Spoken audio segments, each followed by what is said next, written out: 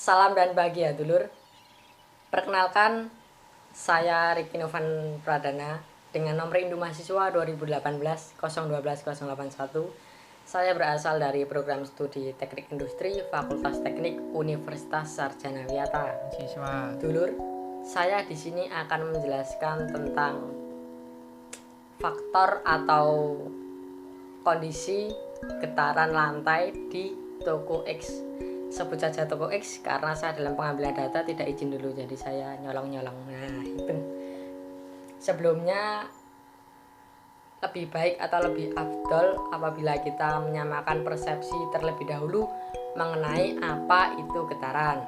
Dalam sumber yang saya acu yaitu PPT dari Ibu dosen, getaran adalah gerakan yang teratur dari benda atau media dengan arah bolak-balik dari kedudukan keseimbangan.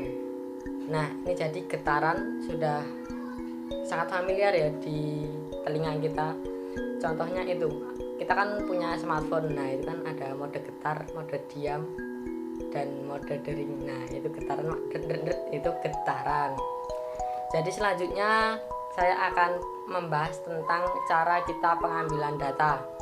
Pengambilan data di sini kan toko ini sangat besar, sangat luas. Jadi pengambilan data rasanya tidak cukup jika hanya dilakukan satu kali di satu tempat. Nah, itu menurut saya kurang dapat mewakili karena ruangan ini kan besar sekali.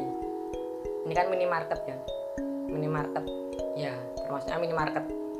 Apa supermarket? Ya, itulah. Supermarket aja. Minimarket aja. Jadi ini kan tempatnya luas. Jadi apabila kita mengambil di satu titik itu tidak bisa mewakili data dari keseluruhan kita pengambilan data ya dulur. Jadi perlu ada pengambilan data di berbagai tempat yang saya lakukan secara random. Apa sih tujuannya pengambilan data perlu banyak-banyak? Nah, ini tadi agar di dalam sudut-sudut atau semua dalam ruangan toko itu dapat kita ambil datanya, dapat kita analisis sehingga data yang kita hasilkan dapat mencakup atau mewakili dari toko tersebut. Saya mengambil data di 6 titik lokasi yang menghasilkan rata-rata sebesar 2,5 meter per detik kuadrat.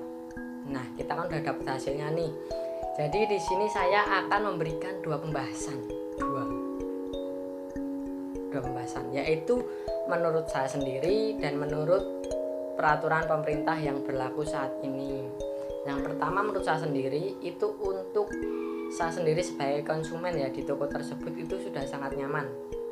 Getaran tidak terlalu terasa, bahkan saya tidak merasakan ada sedikit pun getaran karena getaran ini saya ambil melalui alat vibrator meter yang dapat diunduh di smartphone Anda karena saya tidak memiliki vibrator meter yang sungguhan. Makanya saya hanya menggunakan bantuan aplikasi dari smartphone. Nah, seperti itu. Terus selanjutnya adalah bagi pekerja di sana. Yang di sana mungkin bekerja secara 8 jam, shift 8 jam bergiliran. Itu juga menurut saya juga sudah sangat standar atau masih standar lah, masih bisa dimaklumi getaran seperti itu. Dan yang kedua adalah nilai ambang batas menurut pemerintah.